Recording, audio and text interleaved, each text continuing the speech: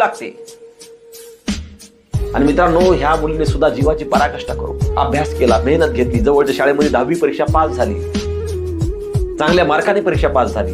नंतर उच्च माध्यमिक शिक्षण घेतलं.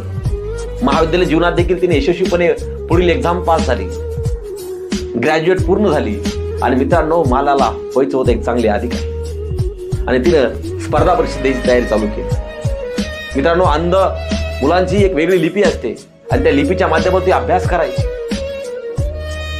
मालाने अनेक वेळेस प्रयत्न केले, कधी तिला अपयश आलं, परंतु माला कधी खचली नाही. माला अविरतपणे कष्ट करत राहिली आणि मालाला एक दिवशी यश मिळालं मित्रांनो. आणि इतिहास घडला. दोन्ही डोळ्यांना अंध असणारी माला, बाल सुधारगृहामधली माला, एमपीसी परीक्षा पास होऊन त्यामध्ये लिपिक टंकलेखन या पदावर, महाशासनाच्या या पदावर ती पोहोचली.